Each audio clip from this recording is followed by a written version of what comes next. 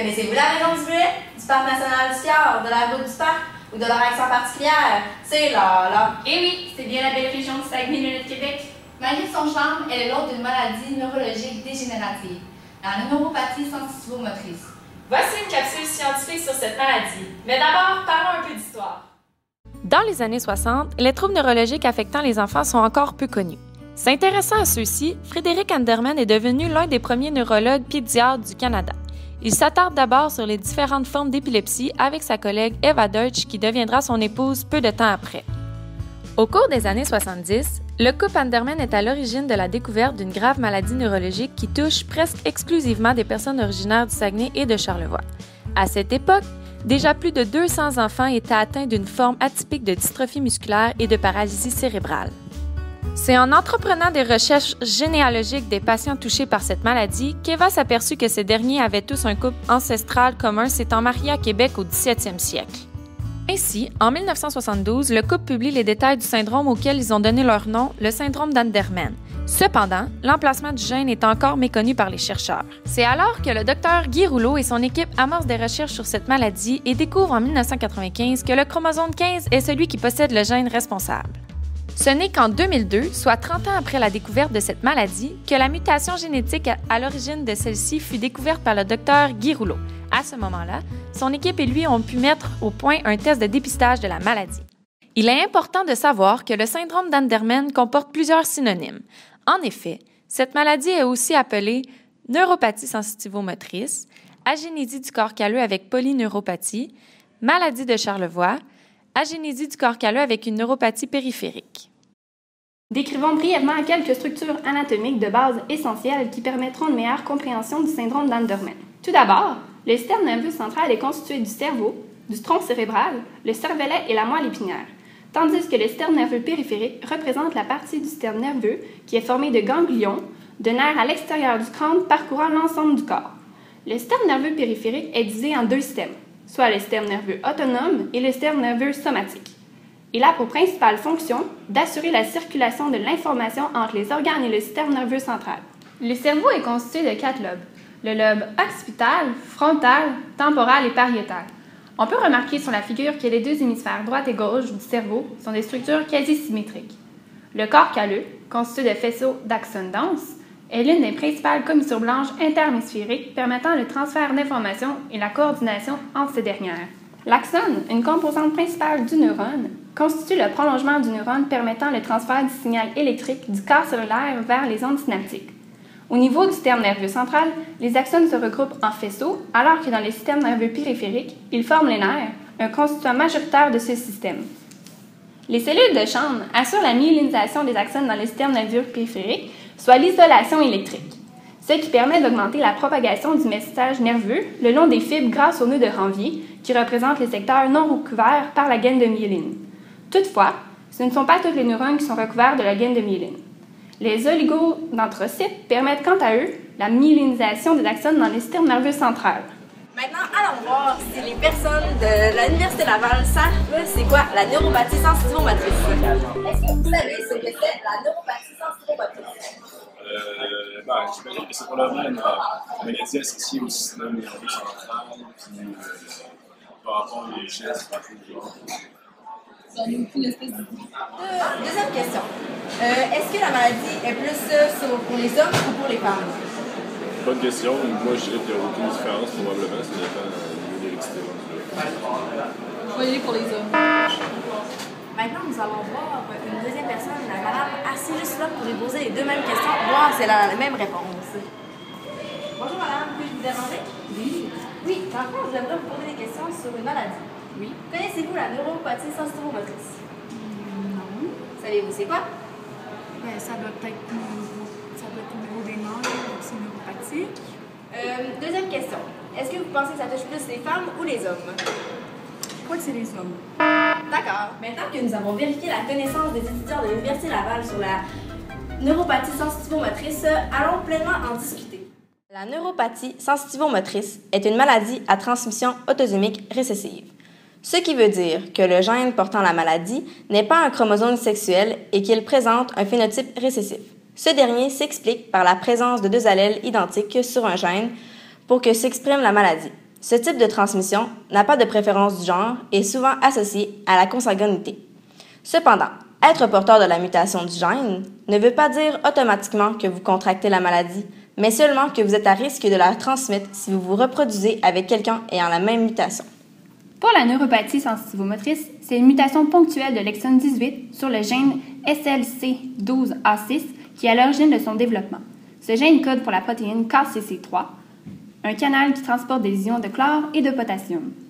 Cette mutation a pour conséquence de créer un dysfonctionnement au niveau des nerfs périphériques du corps ainsi qu'une agénésie partielle ou totale du corps calleux chez 60% des patients.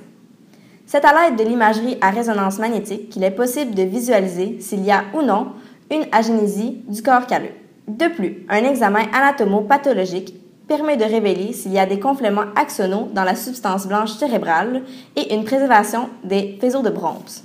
Ce qui signifie que lorsque l'agénésie est présente, les axones sont capables de se former, mais pas de traverser la ligne qui sépare les deux hémisphères, étant donné l'absence du corps calleux à cet endroit. Ce test permet aussi de déceler qu'il n'y a aucun signe d'atrophie corticale ou d'atteinte de la corne antérieure de la moelle épinière due à cette maladie. Concernant plus précisément les nerfs, lors de la biopsie du nerf sciatique et sural, il est possible de remarquer des axones gonflés, des pertes axonales ainsi qu'une fine couche de myéline qui les recouvre. Plus généralement, les axones gonflés se situent dans les 3e et 7e nerfs crâniens ainsi que dans les racines ventrales et postérieures de la moelle épinière. Au sujet des conséquences de la mutation de la protéine KCC3, cela est plutôt indéfini. En effet, à ce jour, son rôle dans l'organisme et dans le cerveau reste très abstrait et controversé. Des chercheurs québécois suggèrent qu'elle intervient dans la prolifération et la mort cellulaire, alors que d'autres estiment qu'elle régule l'équilibre des concentrations en ions et en chlore. Une autre hypothèse serait qu'elle soit impliquée dans le développement et le maintien du système nerveux périphérique et central. Dépendamment de sa localisation dans le système nerveux, KCC3 pourrait soit agir principalement au niveau de l'axone, soit au niveau de la myéline. En plus, il se pourrait bien que la protéine KCC3 agisse sur la migration axonale au cours du développement fœtal du système nerveux, s'il y a agénésie du corps calleux, puisque celle-ci se forme entre la 11e et la 20e semaine de gestation. Comme vous le remarquez, plusieurs interrogations restent à clarifier sur le sujet, et nous sommes loin de tout savoir sur le fonctionnement de cette maladie au niveau neurologique. Le diagnostic de la maladie est habituellement posé en très bas âge chez l'enfant qui présente de la faiblesse musculaire.